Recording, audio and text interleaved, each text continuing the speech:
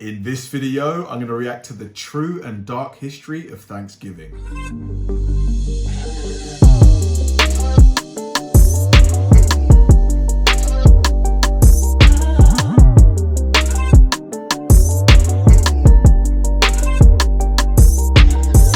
Hi guys, and welcome to another episode of Kabir Considers. This is the place where I react to music, media, sports, anime, anything related to popular culture.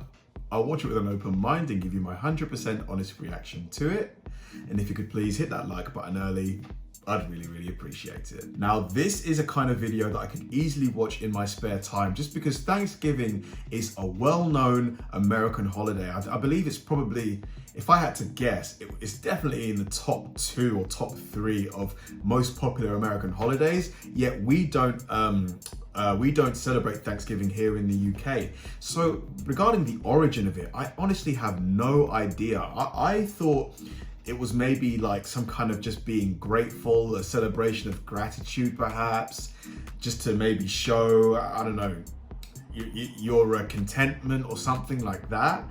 But yeah, I think the history of it is a lot deeper than that. There's you know, actual things, maybe events that have happened in the past, maybe during the creation of America as a country. So yeah, this video I'm sure is going to be really fascinating because I hope it's just going to answer the question very thoroughly, you know, just kind of answer the question of why Thanksgiving is, you know, this massively celebrated American holiday. So let's do it. This is going to be me reacting to the true and dark history of Thanksgiving. Let's do it. Hey everyone, I know it's been a while, but welcome back to a new video. I am doing another video that's a little bit different than what I decided to take this as an opportunity to... Thanksgiving, is that usually held in November? I think it's November, right? Let me know in the comment section.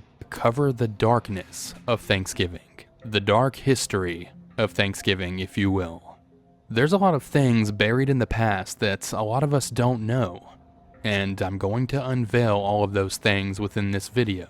Well, all those things related to Thanksgiving.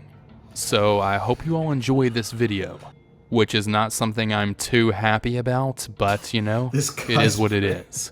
So, this guy's pretty funny. Despite this being a short video and being different than what I usually do, I hope you enjoy it, and if you do, please comment and let me know. And if you don't, well, still let me know. Anyways, I hope you all enjoy, and let's get into the video. But remember, stay hungry.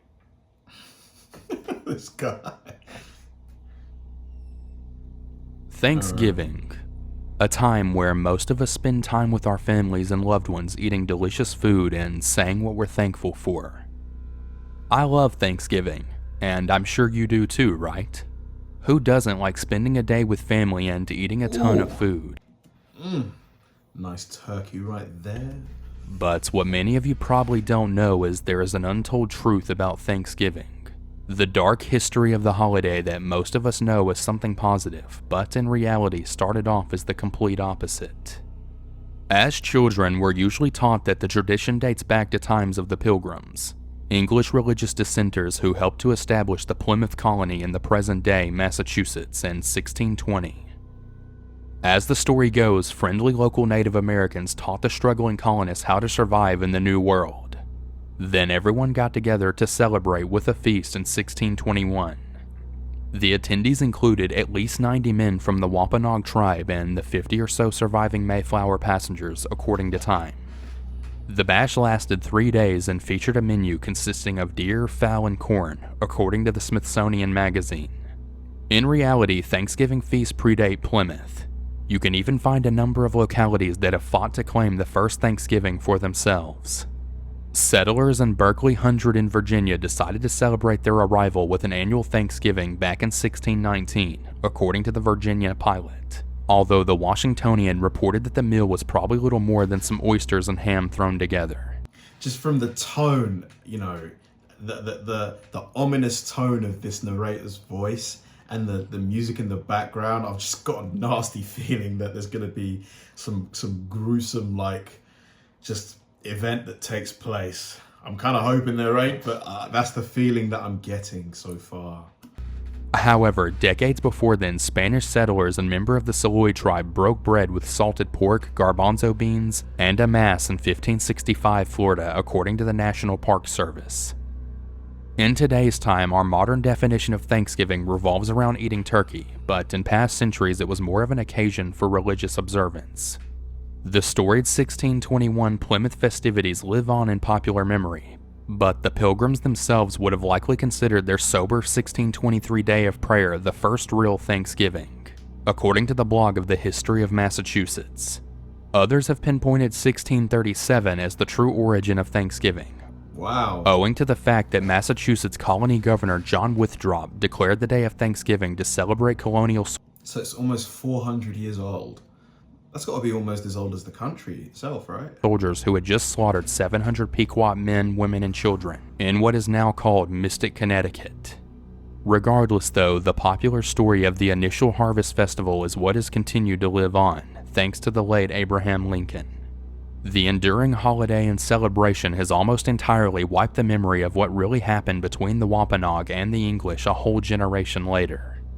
Massasoit, the sachem or paramount chief of the Wampanoag, proved to be a crucial ally to the English settlers in the years following the establishment of Plymouth. He arranged an exclusive trade agreement with the newcomers and allied with them against the French and other local tribes, such as the Narragansetts in Massachusetts. However, over time, the alliance became strained. Thousands of English colonists swarmed into the region throughout the 17th century. According to historic contact, Indian people and colonists in today's northeastern United States, authorities in Plymouth began asserting control over most aspects of Wampanoag life as settlers increasingly ate up more land. The Gilder Lehrman Institute of American History estimated disease had already reduced the Native American population in New England by as much as 90%. Whoa! 90%! Holy cow! What disease was that? It must have been serious. Was it something like smallpox or something? Just something with an absolutely devastating mortality rate. 90%? From 1616 to 1619, and indigenous people continued to die from what the colonists called Indian fever. By the time Massasoit's son, Metacomet, known to the English as King Philip, inherited leadership, relations had become strained. King Philip's War was ignited when several of Metacomet's men were executed for the murder of Punkapoag interpreter and Christian convert John Sassamon.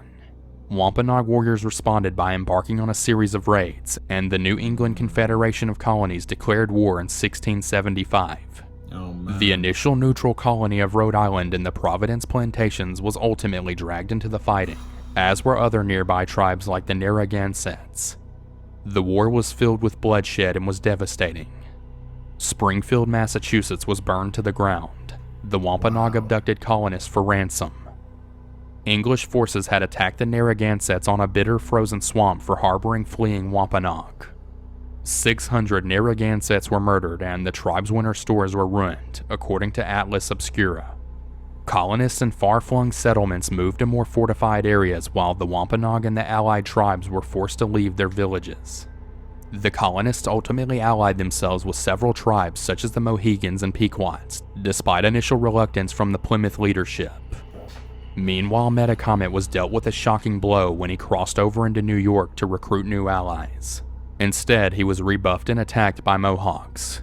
Upon his return to his ancestral home at Mount Hope, he was shot and killed in a final battle.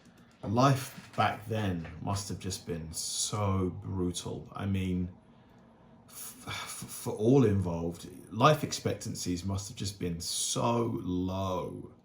You know, conflict everywhere you look. You know, very, very, fragile alliances and moments of peace. Battle.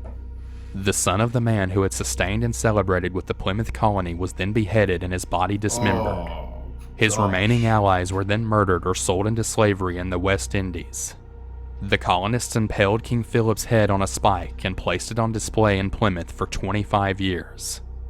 In an article published in the Historical Journal of Massachusetts, Montclair State University professor Robert E. Cray Jr. said the war's complete death toll could have been as high as 30% of the English population and half of the Native Americans in New England.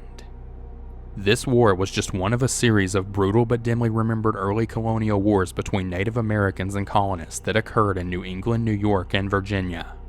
Popular memory has largely clung to the innocuous image of a harvest celebration, while ignoring the deadly forces that would ultimately drive apart the descendants of the guests of that very feast. Modern-day Thanksgiving may be a celebration of people coming together, but that's not the entire story when it comes to the history of that day. Well, the dark history, if you will. I'd like to show some respect for all of the fallen warriors of the past that took part in molding this holiday for what it is today. It's truly devastating how many lives were lost in this war. So, while you're celebrating this day of feasting with your loved ones and what you're all thankful for, remember, not everything starts off on a happy note. But I hope you all have a wonderful Thanksgiving and get a chance to eat a lot of good food with your families. Before we close this video out, I want to give a special thank you to all of my current patrons. Wow, that was very sobering. I mean, I suspected that there would have been, some perhaps violent past events linked with Thanksgiving, just based on the dark and ominous and serious tone of the narrator. But to just hear the level of carnage, the level of death, it was just absolutely, I mean, it just makes you really, it makes me think that, like the life that we live now, it's compared to, say just even 100 years ago, this is relative. I mean, I don't want to say it's easy, but you kind of see what I'm saying. Like, I know that a lot of people are dealing with struggles and things like that, but just back then, where there was just war, conflict, violence, it's just it makes me thankful, I guess, that I live in a time where, yeah, we have our issues, we have our problems, but if I want to go down to the store, I can go down and get some milk without worrying too much that, someone's gonna, club me with a rock or something. Just, yeah, really crazy video, really fascinating stuff. Thanks for watching, guys. If you enjoyed this video, please like, subscribe, turn on bell notifications, and keep throwing the recommendations my way. I know I say it all the time, but they genuinely help me out, because if I know you enjoyed watching something, I'll definitely enjoy reacting to it. So like, subscribe, turn on bell notifications, keep throwing the recommendations, and I'll catch you in the next one.